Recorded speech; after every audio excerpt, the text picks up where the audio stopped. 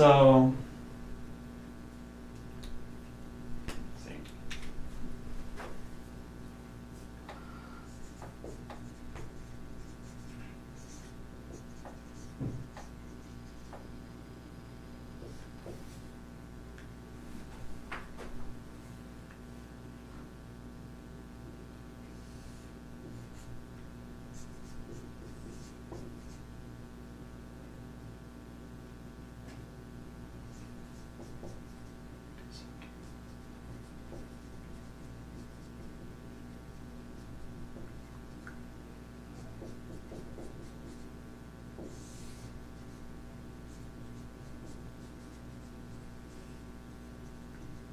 If I remember correctly, he had something like this on the PowerPoint.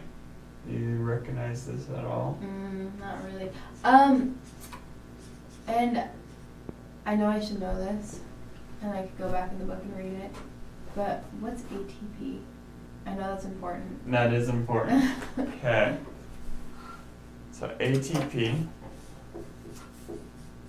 is the energy molecule of the body or of the cell. Okay. Often in the book they draw it with a little like squiggly around it to make it show that it has energy. Okay. ADP doesn't have energy.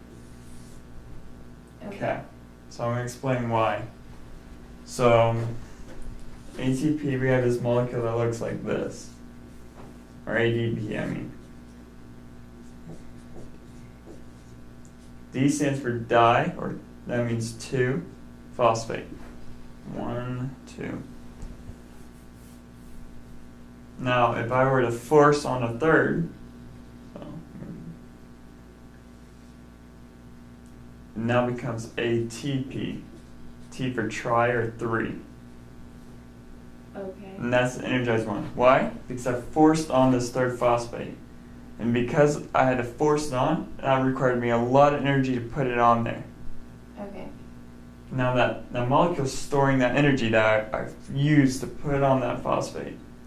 Now I come up to something like a protein pump that I need energy for. I break this bond.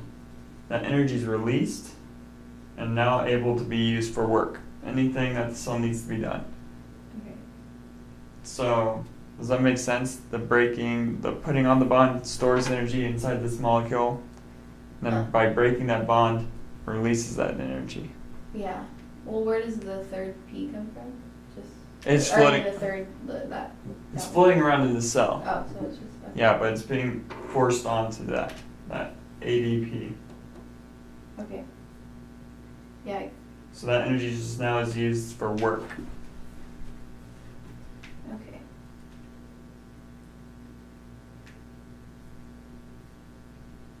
Okay. So, it's like ATP, energy being used.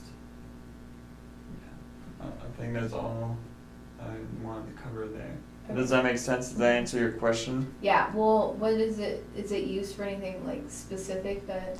Anything that has to have energy in the cell. Okay. Okay. Anything at all. Got it. Yeah. So, I think this is all he wants you to know for this class.